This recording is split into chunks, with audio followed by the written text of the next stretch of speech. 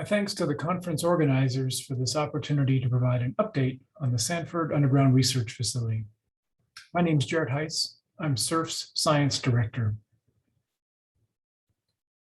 SURF is the nation's deepest underground laboratory to advance compelling, transformational, multidisciplinary research. With strong South Dakota support totaling more than $160 million, SURF has been operating as a dedicated science laboratory for more than 14 years. Starting in fall 2019, SURF operations have been funded through a direct cooperative agreement relationship with the Department of Energy. Notable features of the SURF site include the Ross and Yates complexes and the associated 1.5 kilometer deep shafts, as well as the surface laboratory, a new shipping and receiving warehouse, and the recently completed LBNF conveyor system that deposits excavated rock into the open cut. While SURF offers researchers access to multiple elevations, the most developed area is the 4,850-foot level. It's 1.5 kilometers, or almost 1 mile, underground, and is served by both the Ross and Yates shafts, adding an important level of operational redundancy. Existing facilities are shaded in blue and highlight the Ross and Davis campuses, plus a geothermal laboratory located in between. New caverns and access tunnels associated with the Long-Baseline Neutrino Facility are shaded in green. With LBNF construction intensifying, some of the existing spaces have been temporarily mothballed, as indicated. SURF serves a diverse community of researchers in many ways. From the highlights listed, I want to focus on 2 topics specifically. With significant capacity and expansion possibilities, SURF is exploring additional laboratories and deep access as part of the 15-year strategic plan. Second, I want to mention exciting community updates. The SURF User Association is launched, and a new SURF Science Program Advisory Committee is being formed. Add to that, we're preparing an application to become a Department of Energy Office of Science user facility in a few years' time. The plot in the lower section of the slide shows the level of effort over 14 years, including the dramatic dip due to COVID-19 in 2020. Without counting LBNF, DUNE, there are more than 300 on-site users from 27 experiments involving 85 institutions in 8 countries. Building on the legacy of Ray Davis's pioneering efforts that started in the 1960s, 57 groups have conducted underground research programs at SURF since 2007, at various facility elevations ranging from the surface to more than 1.5 kilometers deep. A total of 27 research programs are ongoing, 19 of which are considered active with regular on-site activities, with significant and growing interest from others. SURF currently hosts 3 main physics experiments. The LUX-ZEPLIN, or LZ project, performs a direct search for dark matter using 10 tons of xenon within an ultra-pure water shield plus a gadolinium-loaded liquid scintillator veto. 95% of the purified xenon is currently at SURF, and condensing is underway. Also, the outer detector has been filled with the liquid scintillator. Operations will begin later this year and will run for approximately 5 years. Here's a picture of the outer cryostat installed inside the water shielding tank at the Davis campus on the 4,850-foot level. The MAJORANA collaboration is investigating neutrinoless double beta decay using almost 50 kilograms of germanium inside 2 cryostats. 30 kilograms is enriched in germanium-76 inside a compact multi-layer shield. MAJORANA recently completed their main data campaign, achieving their exposure goal, They continue to conduct background studies through the remainder of this year. Also, they continue to produce some of the world's purest copper using an electroforming process. Legend detector characterization and research and development also takes place at SURF, associated with the MAJORANA collaboration. Add to that, MAJORANA is also planning for some additional measurements using tantalum. Here's a picture of the MAJORANA, one of the MAJORANA modules in an electroformed cryostat with strings of germanium crystals being assembled inside an ultra clean glove box at the Davis campus.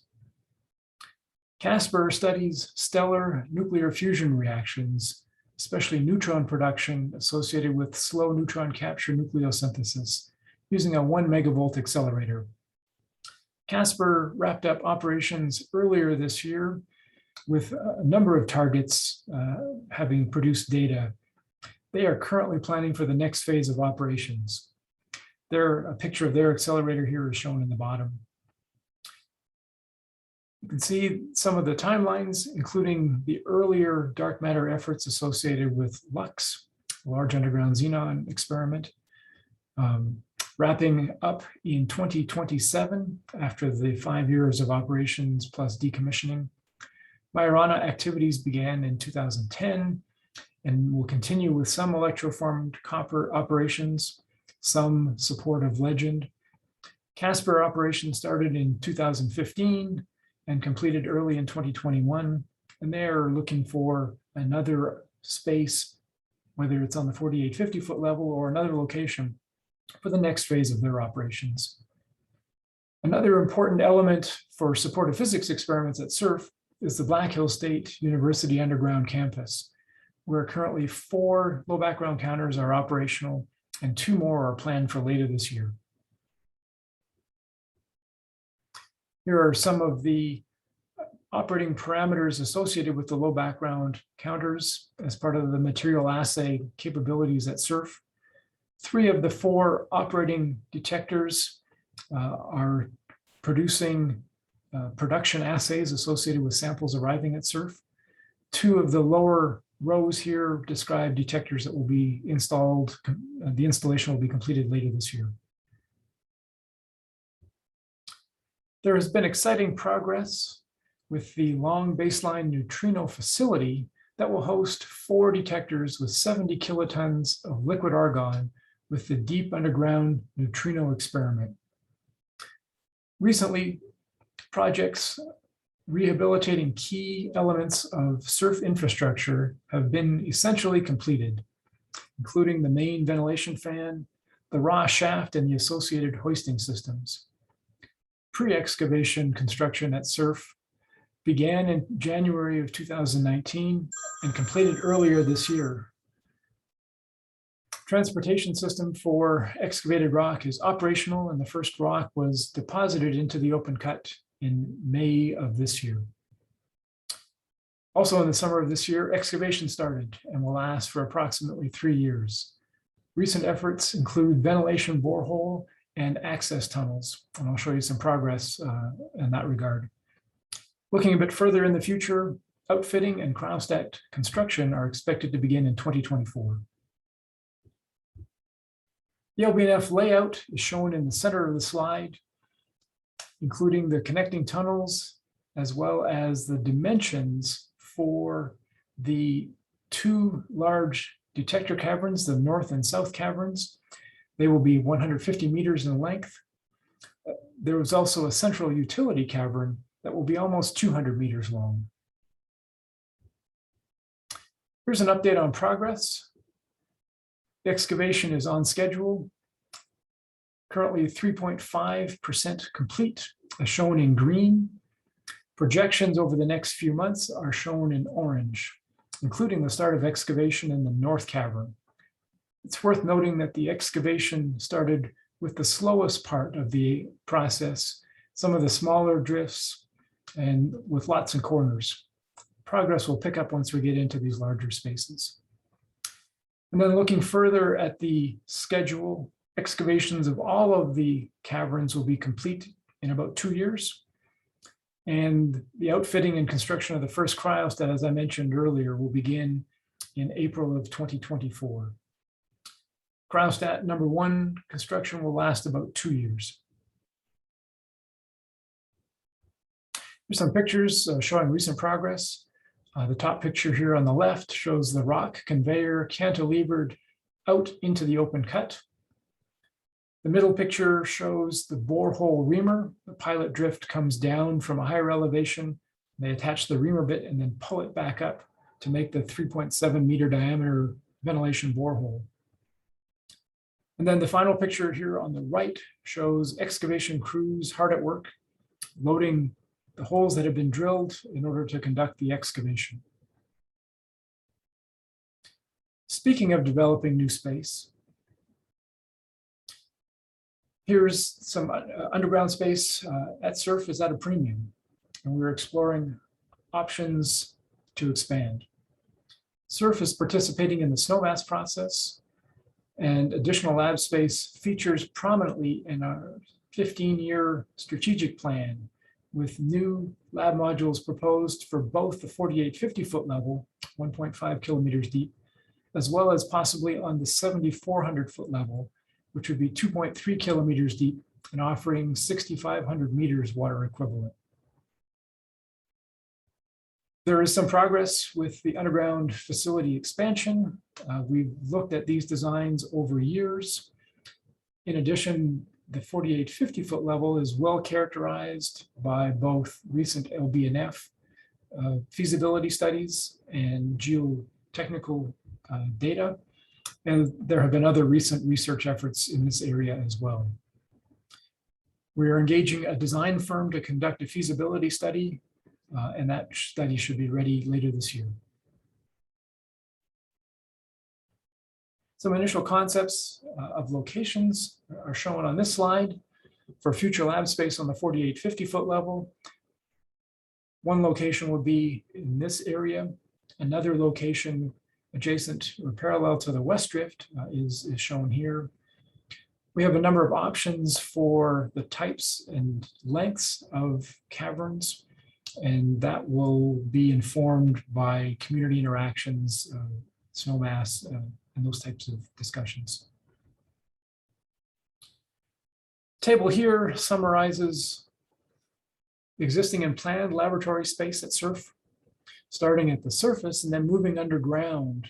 The main existing campuses are highlighted, including some of the space at the Ross campus that has been temporarily mothballed due to LBNF construction, and then some options at the lower rows of the table mentioning possibilities for future expansion on multiple levels. Earlier, I mentioned the SURF Science Program Advisory Committee that will provide guidance on all aspects of scientific activities at SURF, including the science program, science support, and science facilities. We're hoping to finalize the committee very soon and then engage on strategic items in addition to the lab space that we talked about, giving some guidance on posturing for SNOMAS, those types of topics. The SURF User Association aims to strengthen communication between various stakeholders. The association charter was recently ratified to broaden membership beyond only SURF active researchers. I want to call your attention to 2 upcoming items that are being held in conjunction with the SURF User Association. The first general meeting is scheduled for late September, but before then, in mid-September, a long-term vision workshop is being held to imagine underground science landscape decades in the future for physics and other disciplines, and try to get a sense of the corresponding facility needs. Here's some placeholders for those meetings. Stay tuned for more details. I'm looking forward to the conference, especially on the underground facility discussion panels Monday and Thursday. Thank you very much.